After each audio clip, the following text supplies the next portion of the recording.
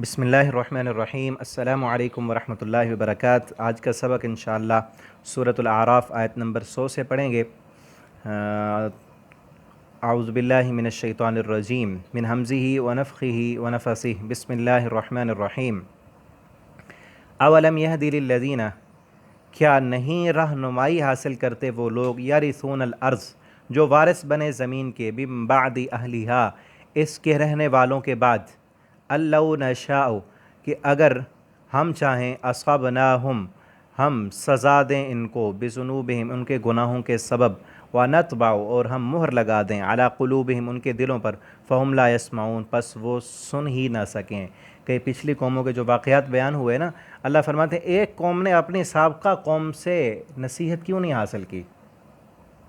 انہوں نے اپنے پچھلے جانتے بھی تھے واقعات، اور ہر نبی نے بتایا بھی کہ اپنے سے پہلے والے لوگوں کو دیکھ لو ان کے ساتھ کیا ہوا، انہوں نے نصیحت حاصل نہیں کی۔ اور اس وقت جب قرآن کے مخاطب مشرکین مکہ تھے، انہیں بھی کہا جا رہا ہے کہ یہ اب زمین کے وارث بن گئے ہیں، اور اکثر جن کے واقعات اللہ نے بیان کیے نا، وہ قومیں اسی جو ہے عرب کی سرزمین مکہ کے ارد گرد ان کی بستیاں تھیں، اور یہ مکہ والے مشرکین مکہ وہاں جاتے تھے، گزرگاہیں تھیں ان کی، وہاں سے گزر کر جاتے تھے، دیکھتے تھے ان کے مکانات۔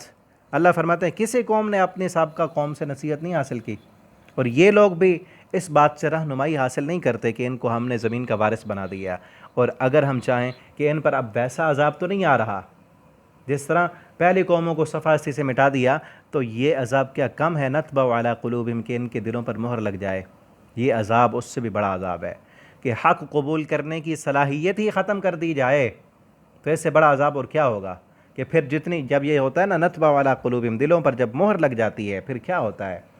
پھر حق کو جتنے بھی اچھے انداز کے ساتھ پیش کیا جائے، وہ حق ٹھکرا دیا جاتا ہے، حق قبول کرنے کی صلاحیت ہی ختم۔ اب جتنی بڑی نشانیاں آئیں، طوفان آئیں، زلزلے، سیلاب آئیں، اللہ کی طرف سے جتنی بڑی آزمائشیں آئیں، جب دل پر مہر لگ چکی ہے تو پھر ہدایت نہیں ملتی، رہنمائی حاصل نہیں ہوتی۔ فہم لا یسمعون، سن ہی نہ سکیں، اسی لیے اللہ نے کہا نا دوسرے مقام پر، صم عمی بکم، گنگے، بہرے، اندھے، فہم لا یعقلون، عقل ہی نہیں۔ کیوں؟ یہ ساری صلاحیتیں ختم کر دی گئی ہیں، آنکھوں میں وہ صلاحیت ہی نہیں کہ اللہ کی نشانیوں کو دیکھ کر ہدایت حاصل کر لے، کانوں میں وہ صلاحیت ہی نہیں کہ اللہ کے قرآن کو سن کر اب صلاحیت سنتے تو ہیں، اندر سے وہ صلاحیت ختم کب ہوتی ہے؟ کہ جب اس صلاحیت کو بندہ استعمال کرنا چھوڑ دے، استعمال نہ کرے۔ کوئی بھی صلاحیت ہے اللہ کی دی ہوئی، اس کا جب استعمال چھوڑ دیا جاتا ہے، ختم کر دیا جاتا ہے، تو اللہ تعالیٰ اس صلاحیت کو ہی ختم کر دیتے ہیں۔ تلک القرى نقص علیک من انباء، اللہ فرماتے ہیں یہ بستیاں ہیں، نقص علیک، ہم بیان کرتے ہیں آپ پر، من انباء، ان کی خبریں، وَلَقَدْ جَاءَتْهُمْ رُسُلُهُمْ، اور البتہ تحقیق آ گئے تھے ان کے پاس ان کے رسول، بالبینات، واضح نشانیوں کے ساتھ، فما كانوا ليؤمنوا، پس نہیں تھے وہ ایمان لانے والے، بما كذبوا من قبل، بس سبب اس کے جو جھٹلا دیا انہوں نے اس سے پہلے، كذلك يطبع اللہ، اسی طرح مہر لگا دیتا ہے اللہ تعالیٰ، علی قلوب الکافرین، کافروں کے دلوں پر، کافروں کے دلوں پر جب مہر لگا دی جائے تو یہ سزا اس سے بڑی ہے کہ حق قبول کرنے کی صلاحیت ہی اب ختم کر دی گئی ہے۔ اور پیچھے وضاحت سے میں بتا چکا ہوں، یہ صلاحیت اس وقت ختم ہوتی ہے جب سارے حجتیں، دلائل پورے ہو جائیں، اور ان کے باوجود بھی وہ بندے ہٹ دھرمی پر رہیں، اپنی دنیا کو ترجیح دیں، یا اپنے عہدے کو ترجیح دیں، اپنی قومیت پرستی پر رہیں، وہ حق قبول نہ کریں، تو پھر حق قبول کرنے کی صلاحیت ختم کر کے دلوں پر مہر لگا دی جاتی ہے۔ وما وجدنا لأکثرهم من عہد، اللہ فرماتے نہیں پایا ہم نے ان میں سے اکثر کو، من عہد، عہد کی پاسداری کرنے والے۔ جتنے بھی قوموں کے واقعات بیان ہوئے، اللہ نے فرمایا کہ ان میں سے کوئی بھی عہد کی پاسداری کرنے والا نہیں تھا۔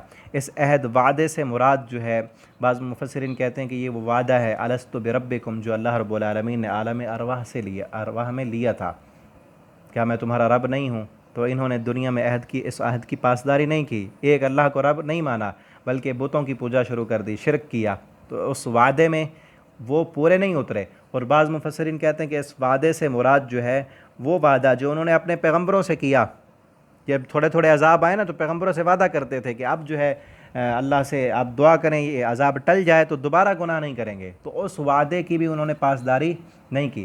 بعض مفسرین کہتے ہیں تیسرا قول یہ ہے کہ اس وعدے سے مراد عام عہد و معاہدہ جو آپس میں وہ ایک دوسرے کے ساتھ کرتے تھے، اس کی بھی وہ پاسداری نہیں کرتے تھے، چاہے کوئی بھی معاہدہ ہو، چاہے الستو بربکم والا ہے یا پیغمبروں کے ساتھ کیا ہوا وعدہ یا آپس میں کیا ہوا وعدہ، جس بھی وعدے کی نافرمانی کی جائے، توڑا جائے وعدہ، وہی فسق والا کام ہے۔